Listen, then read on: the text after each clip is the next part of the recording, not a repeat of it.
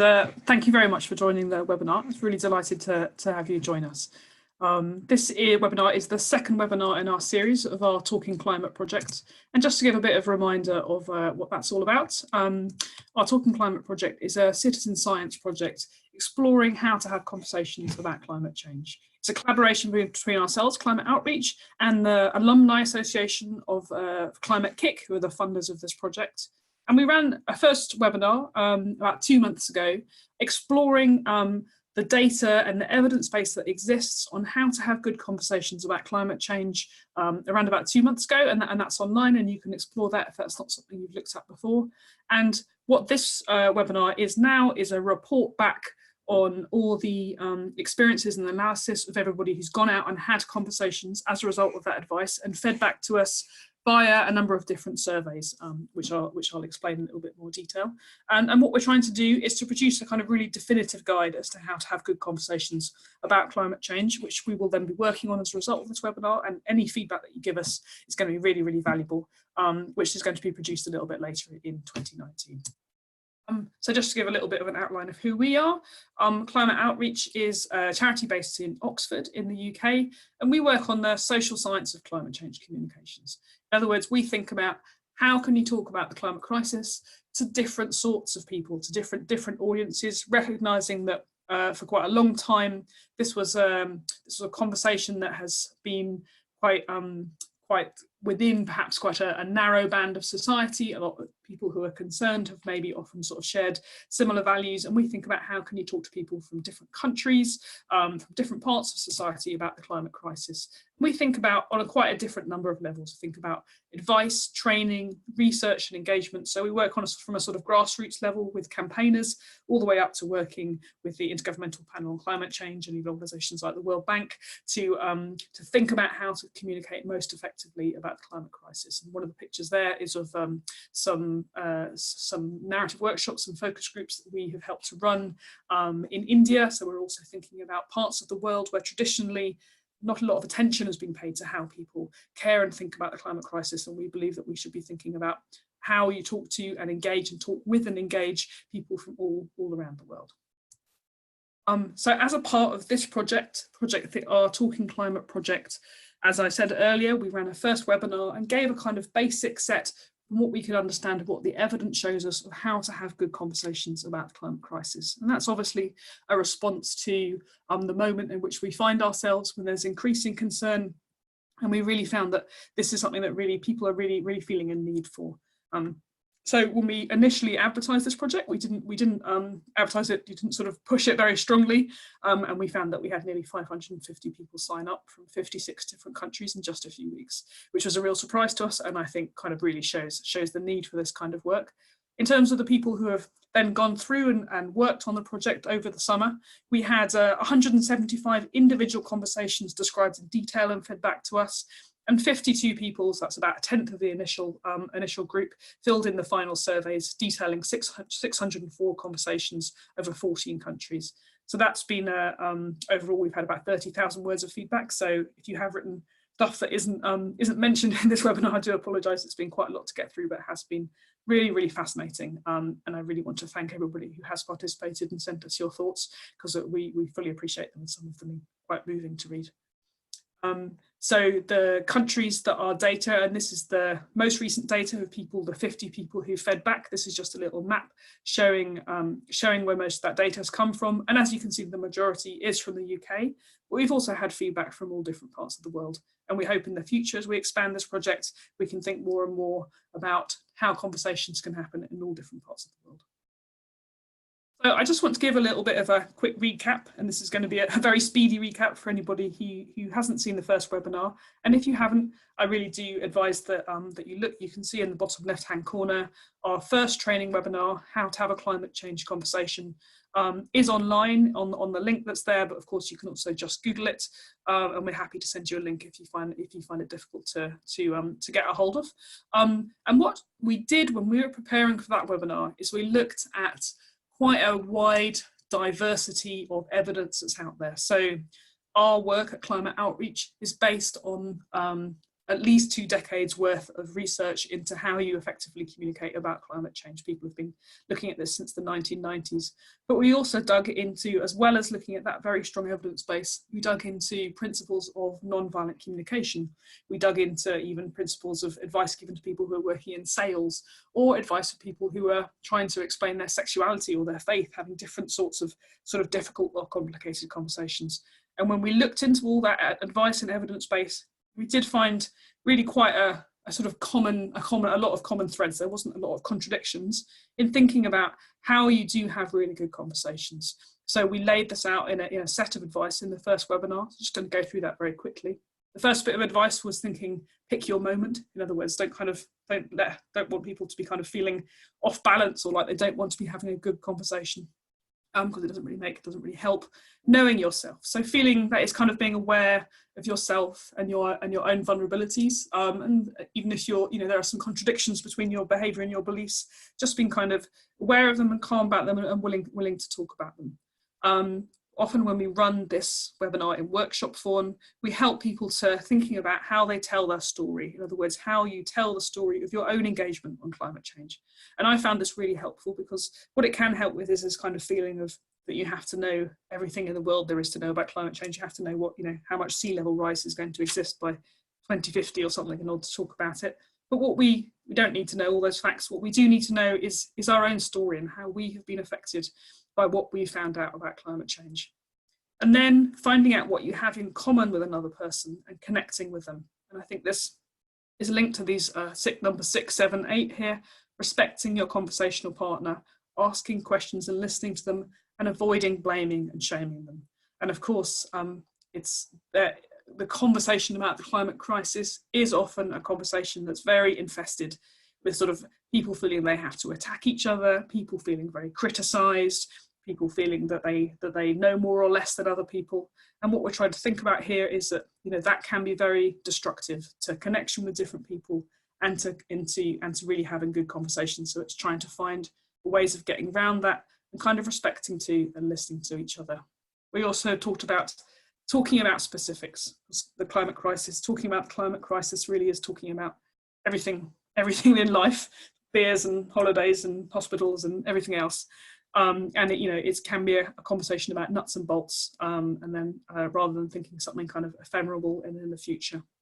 We talked about the need to acknowledge the grief of climate change, but sort of not to drown in it, to try and find ways of kind of when despair comes, being authentic about it and acknowledging it, but also finding ways of shifting out of it, particularly and often shifting towards how to take action and how to look towards the long term. Because we often find that particularly psychologically, this is the most effective way of dealing with really overwhelming information, not least, but also because it's the right thing to do in and of itself. And finally, we talked about enjoying yourself and experimenting when you talk about climate change. I think there's often a sort of feeling of a bit of pressure or feeling that you have to convert everybody you meet to doing the same thing as you're doing, and that's not necessarily the case. It's sort of understanding that people are coming from different positions, and sometimes the person sitting next to you on the bus, if you talk to them briefly about climate change, it might be the first time they've talked about it in all year, and that could be a really valuable thing. So this is just a very brief summary of the advice that we gave in the first webinar. So we have then gave everybody that advice. Everybody's gone out and then fed back amazingly to us on sort of how effective that was. And people have had sometimes as many as 20 conversations. Some people only had a few conversations and have sent us back some really fascinating data. So first of all, we asked people how useful the advice was. So all of this may look like the same slide as before, but what I've done is ordered how valuable people found the advice we gave them in order of like the best to the worst sort of thing. And all of these pieces of advice, in nearly all cases, I think in all cases, people find all these pieces of advice either helpful or very helpful about three quarters of the time. So it was, I don't think we're massively on the wrong track. But what I did find really fascinating is that these first 3 points: respect your conversational partner, ask questions and listening, avoid blaming and shaming. These were the most helpful piece of advice that people told us that they had received. So this thing about making a connection with somebody, and listening to them. And I found that really fascinating. Even though telling your story can be an incredibly sort of motivating thing to do, actually it's that process of listening to someone else that people found the most valuable. And this is reflected in these pie charts here. By the way, I do apologise, there may be quite a lot of graphs and pie charts in this webinar. It's quite difficult not to do that when there's quite a lot of data, but I hope it's of interest. So as you can see here, respecting your conversational partner was found to be very helpful by the vast majority of respondents. In fact, sort of about 93%. Ditto, sort of ask questions and listen. Just under 90% of people found that either very helpful or helpful. And avoiding blaming and shaming was also found to be very helpful, sort of by around about sort of 86% of people. In other words, these were the 3 most useful pieces of information. And of course, they link very, very strongly to each other. This idea about listening to and respecting somebody else as you're talking to them. These are just a few quotes I've got here, showing what was the sort of some of the things that people have said to us. I'll just give you a sort of moment to look at them. One of the things I liked here is the idea that people remembering the advice from the study, asking really open questions, and then motivating the person they were talking to really stop and think and move to a deeper level of understanding. I really like this quote we had. The conversation with my dad started with me, blew me away. He started with talking about reusable plastic bottles and ended with an admission that climate change was real. All I had to do was listen. And I have to say, I think if there was going to be any tagline for this webinar, it probably would be that. All I had to do was listen. And this process of, I found easier first to find a common ground before and then connect it to a climate change issue. And I think for myself, this is a learning about the advice that we're trying to provide. The first time we gave this webinar, we sort of emphasize the idea of telling your own story as perhaps the primary thing. But I think actually what this data is showing us is that listening to the person you're talking to is probably the strongest piece of advice and should be the primary piece of advice that we're giving. These various quotes here.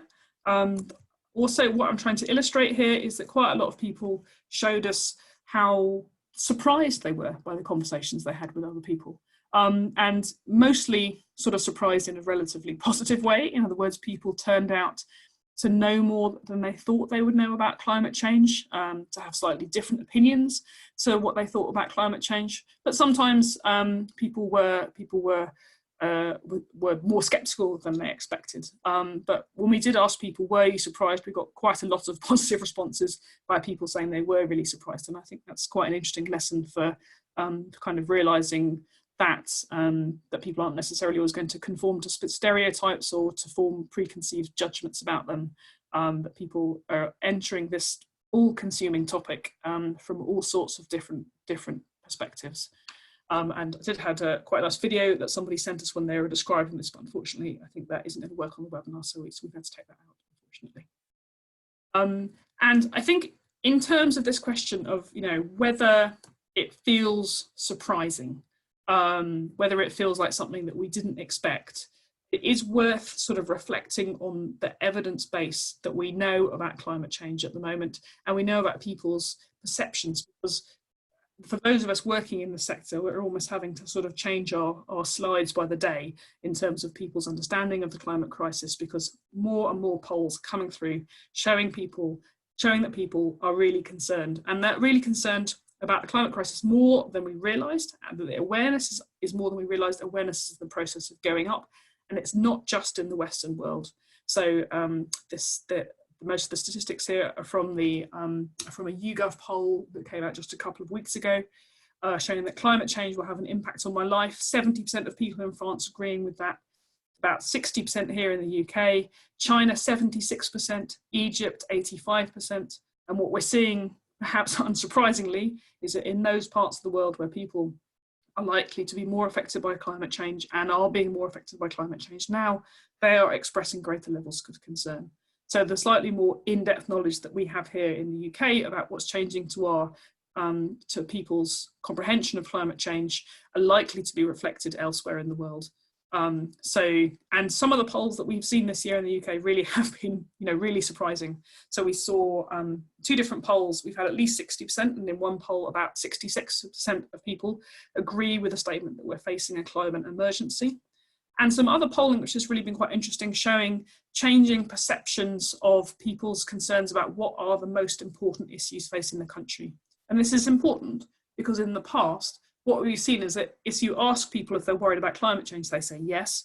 But if you ask them what they're worried about, they talk about everything but climate change or the environment. But that is starting to change. So 2 years ago, only 9% of people in this country in polls rated the environment as one of the top 3 issues facing the country. Now, 2 years later, that's tripled to 24%, and it's in the process of going up quite rapidly. It has gone up rapidly in the last 6 months. So we are at a moment where people are increasingly concerned about climate change, and I think that's likely to be reflected in our conversations with people around us, and we may find that people around us are surprising us. And another quite interesting and perhaps unexpected results that came from the data is that people found the conversations that they had with strangers were the most positive. So we asked, how positive do you feel about the conversations you've had? And the conversations with strangers came out top, then conversations with close friends and family, and then, and most negative, was conversations with acquaintances and colleagues. I found this quite interesting. I haven't got a sort of a load of data to kind of back up why this is the case. We're still trying to think it through, but my first perceptions is that probably we are having different sorts of conversations with strangers. You know, it's perhaps quite unusual and quite pleasant to have an interesting conversation with a stranger on the bus or in the dentist surgery or whatever about a big world issue, and people tend to feel quite positive about having done that. Obviously, conversations we have with those close to us tend to be deeper, more complicated, more affected by the pre-existing relationships we have with them. And perhaps conversations with colleagues and acquaintances are sort of the most difficult because they're kind of in between those two worlds where you're kind of quite close to people and they might feel free to sort of express themselves quite freely and have difficult conversations, but you don't have that closeness of relationship. So that's kind of the sort of pattern that we're seeing playing out in the data in terms of how difficult people found the conversations they had. I really like this quote, which is why I've put it in a sort of proper quote format. Someone saying, they hope all of the conversations I had led to change, but the conversations where I really saw a shift were the longer ones with people I knew better. A lot of my friends and family are considering climate change as a serious issue for the first time, and they are only at the beginning of dealing with it and what that means for us. I think this is a really nice quote because, first of all, it sort of reflects on what I was saying just now, that conversations you're having with those close to you are unsurprisingly going to be perhaps deeper, and conversations where you dig a little bit more into how people are feeling and may result in deeper shifts, but also a kind of sense of understanding that people are in different places. So a sort of, again, this kind of question of no blame and shame, and respecting friends and family for where they're at, and understanding that perhaps they're only at the beginning of a journey. So we asked people about how did you start your conversations? And this was something that at the beginning of this process, to be honest, I didn't really know a lot about how might conversations about climate change start. First of all, this red graph that you see here is a graph from our first survey. In other words, this is a graph from 550 people, so some pretty strong data, saying how easy did you find to start a climate change conversation? And you know, it's not that hard. It's not that people are telling us it's impossible. The majority, like the biggest answer is saying, or the most significant answer is saying, people saying, you know, it's kind of quite challenging. Middle, not impossible, but not that easy. But very few people in this graph are saying it's very challenging. And I think that's kind of something we can be relatively positive about.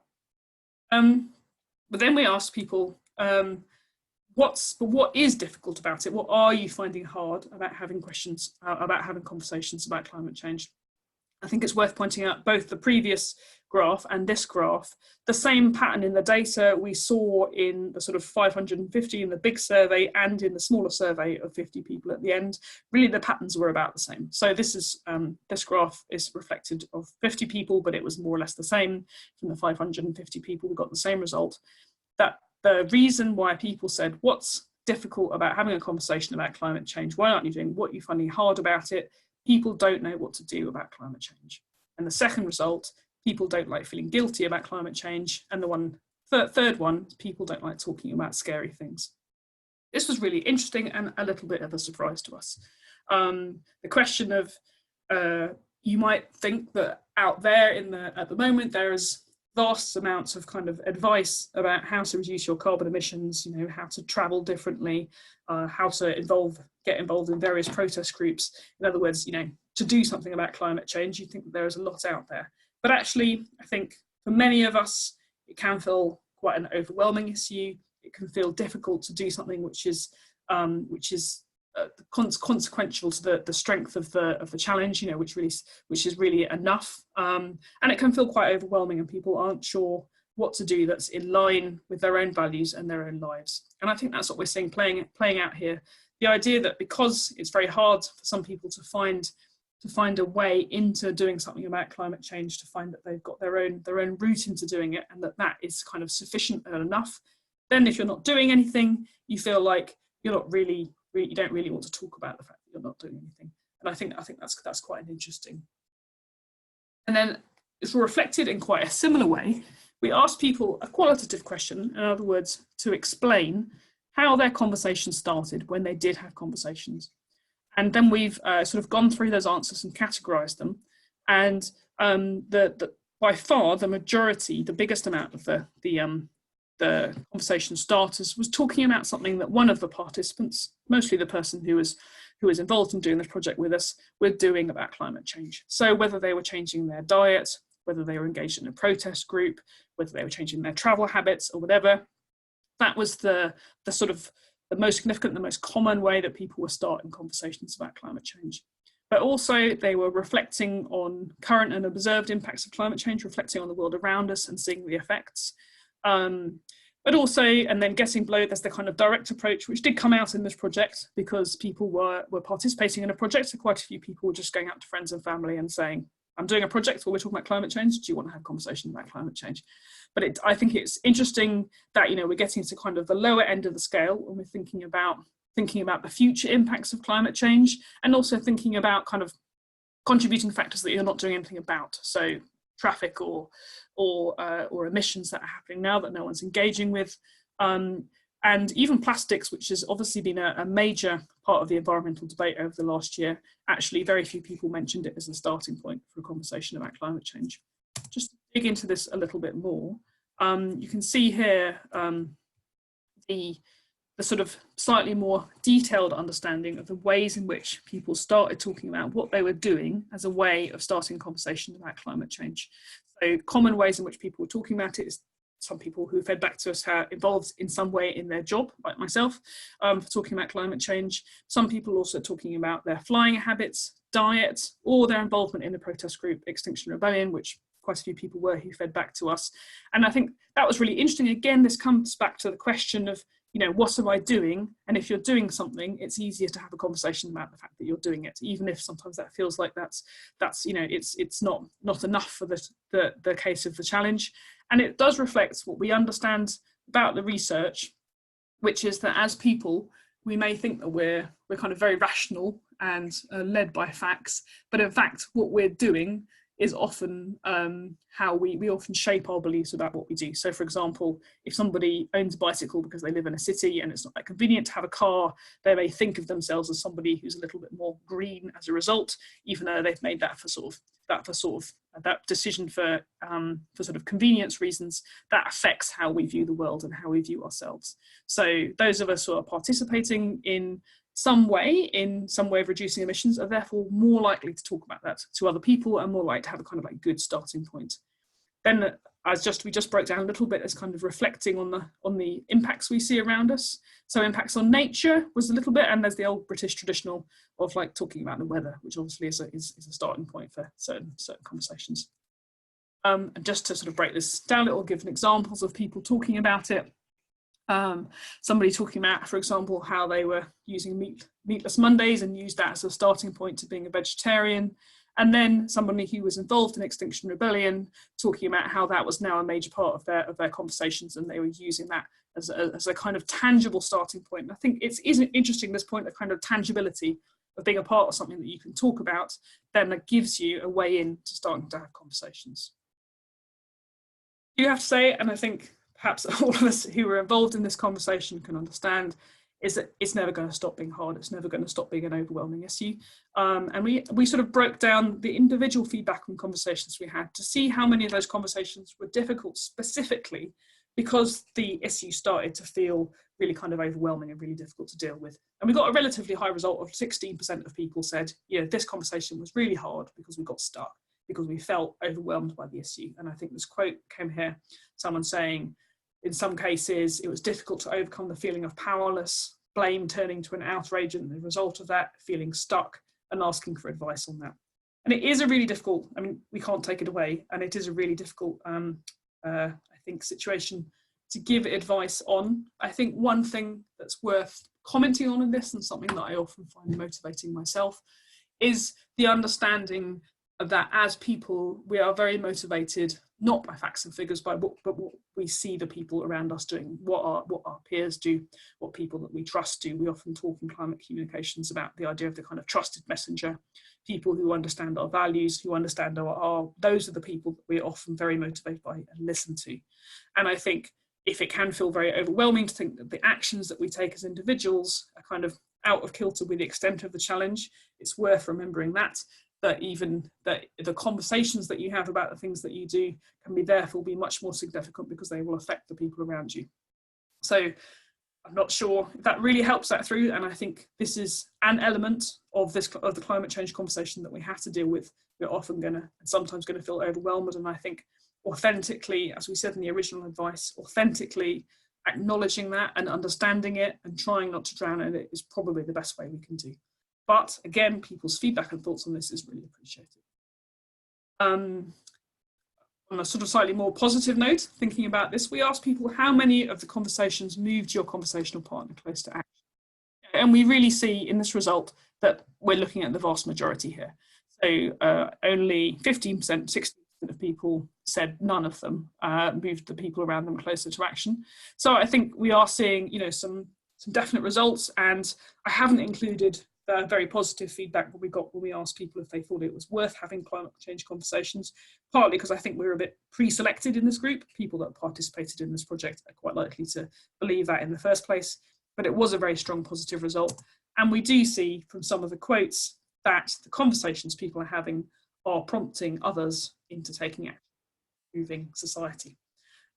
So someone was talking about getting given the green light in work to do something. Someone was talking about having such a good conversation with someone that they decided to go and sort of engage in protest together and take the next step. I think this is the really interesting idea that conversations can move both ourselves by being in relationship with others and other people into sort of thinking about the next step of engaging.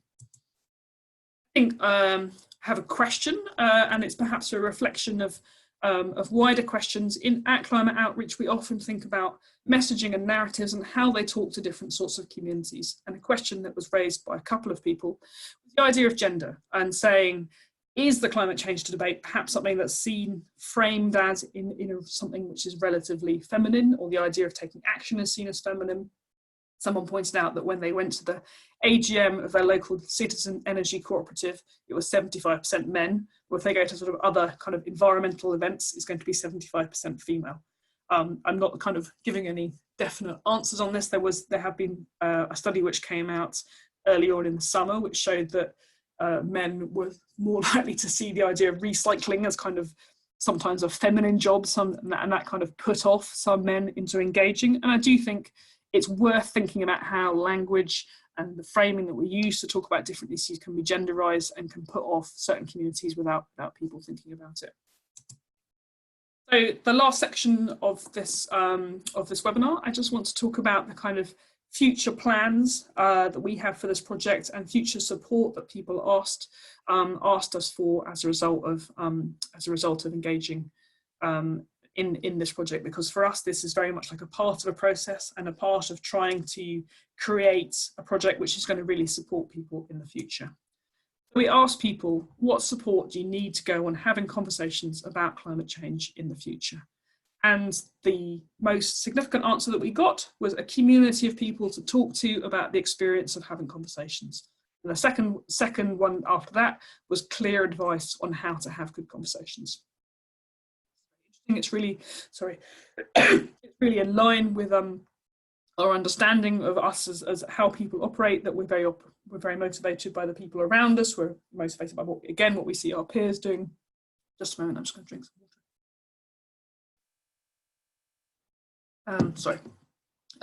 And the idea of engaging as a part of a community in talking about climate change makes perfect sense in that context. It's something that we have tried to kind of provide that support by creating an online community on a Slack channel as a part of this project. And I think in any longer term project would need to try and find a way of supporting people, creating that community. One person in their response mentioned the idea of kind of mentoring processes, so that we feel that we have something to be a part of and that are motivated by others around us to go on engaging with this process, which isn't always the easiest thing in the world to do. But also having really clear advice on how to have good conversations. And that's what we're going to try and create in the guide, which will be coming out later this year, which will be building on this data and the data in our first webinar and any further feedback that we get, to try and create something which is clear, tangible and helpful in helping people have good conversations about climate change.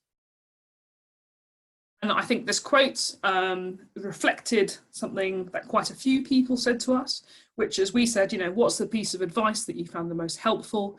And in the sort of qualitative written feedback, quite a lot of people said, actually, just the fact that the project exists was the most, like just the fact that it made me think about it. The highest value, as someone says here, has been just to encourage me to initiate conversations, having an anchor in my mind saying, oh yeah, here's a good opportunity for a climate change conversation.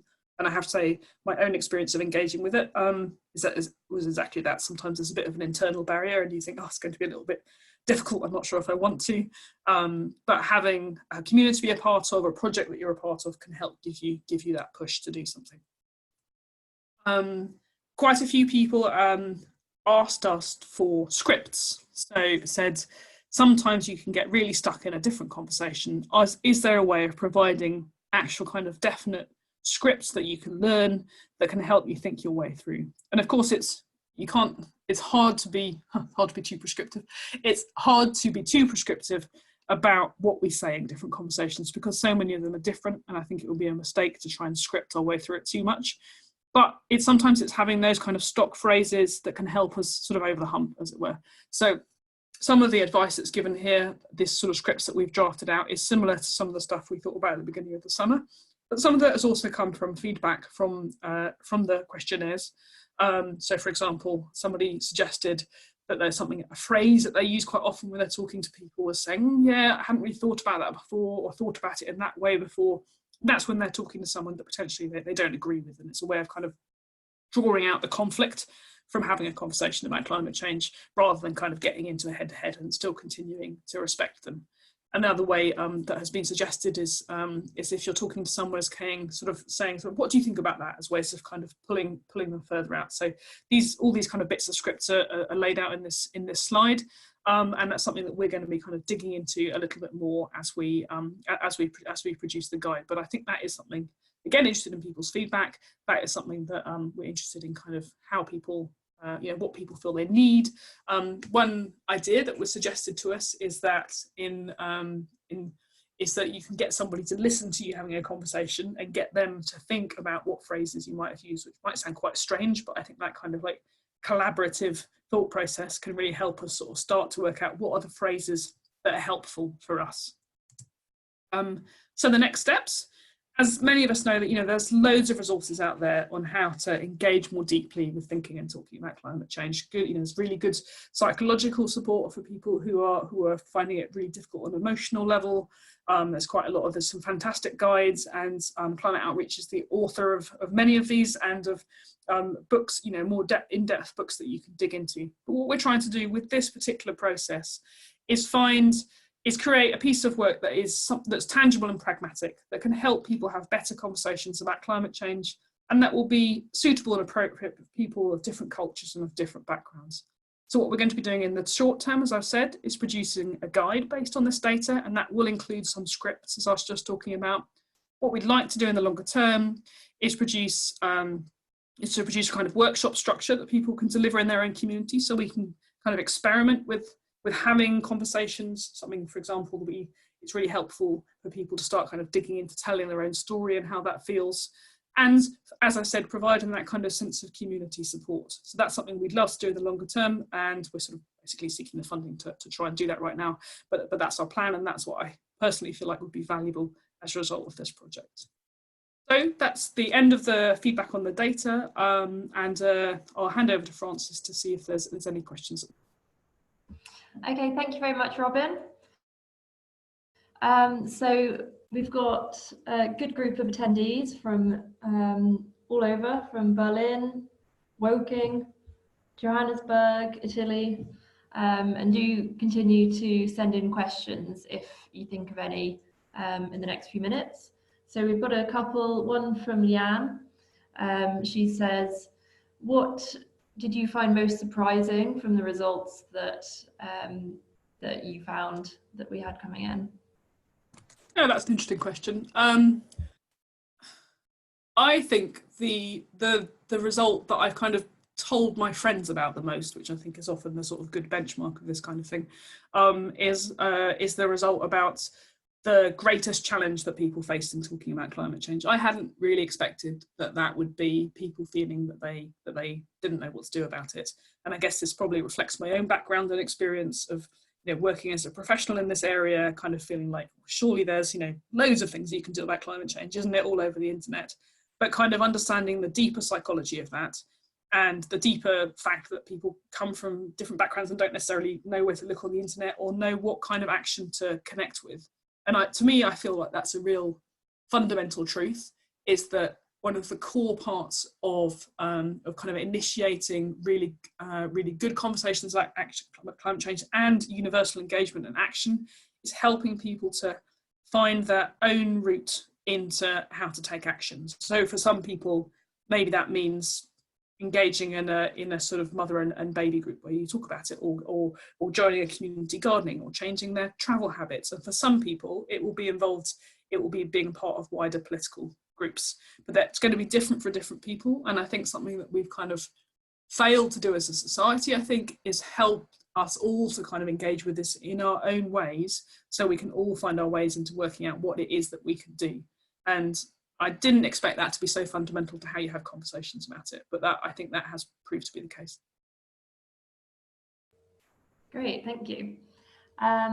Stefan asks, are there any MOOCs, online courses that introduce the topic of climate change that you would recommend?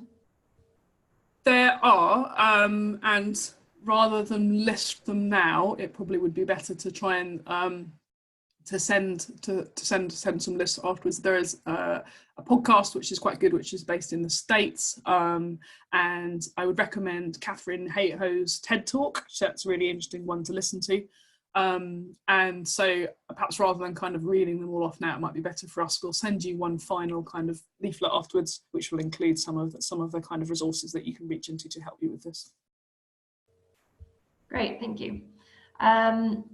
Christabel asks, could you train the trainers for the workshops? So it's beyond our funded work. Yes, you read my mind. Yes, I'd love to do that. And I think that, in my kind of greatest vision of what we might do with this work, that's what it would look like. So what I would love to see us doing is putting some free, accessible, tangible, helpful resources online, but also having a process where people are being trained in how to deliver those workshops in their own communities.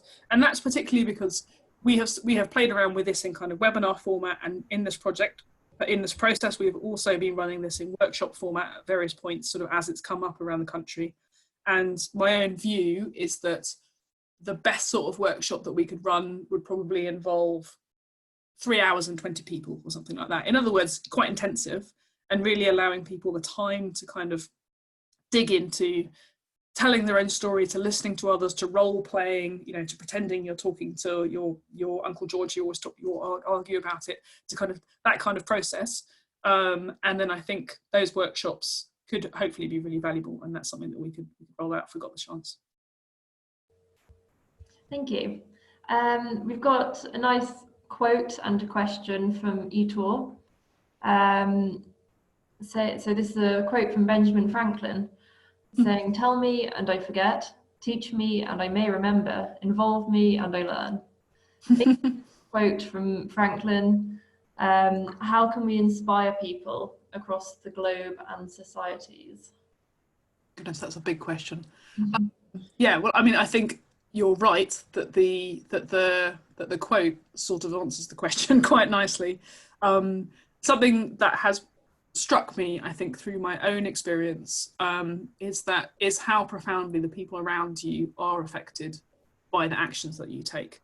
And I think even those of us, I've worked in the sector for quite a long time, but for quite a long time, I had a good friend who was kind of more environmentally aware than me, and I'd find myself in kind of various shops thinking I can't buy X because Joe would be annoyed, and that kind of shows how profoundly we're affected by our peer group and by the actions of our peer group. And of course, for people to know about it, you have to talk about it a little bit, so it is about talking.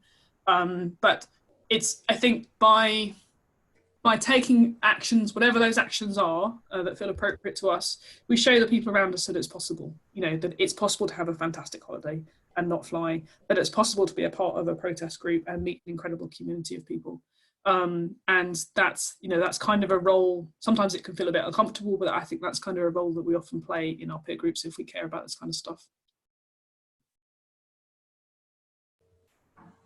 Great. Okay, so just one more question. So you said that, again, this is from Leanne, you said many of the sponsors were from the UK, but some were from other countries. Did you see any differences between the countries in terms of responses? To be honest, I think the sample size is probably too small for that to be able to happen. It was fabulous to get 50 people from 56 different countries initially engaged. And, it's obviously often a learning experience being a part of this kind of process. And I think a 1 in 10 hit rate with people actually being engaged to go forward in the project is pretty reasonable. We didn't have a chance to see, whether there's difference between different countries because we just didn't have enough data to do that. But I think one question that I have is whether it's very easy to make this kind of work unintentionally orientated towards your own culture because you're not realizing what you're not doing. And something that I'd like to do is get greater feedback from people from different countries and backgrounds to see, if this is resonating with them essentially. Great. Okay, I think that was some really good questions and very interesting answers. Unless you have anything else to add, Robin? No, if there's no more questions, then I think we can bring it. Yeah, that's all the questions we've got. So thank you everyone for participating in the webinar. Look out for the recording that will be uploaded to the website, the Climate Outreach website that is, and also the Talking Climate Handbook next month that will summarise the learnings from the project. Okay, thanks very much. Thanks very much, everybody. Fantastic to have you join us.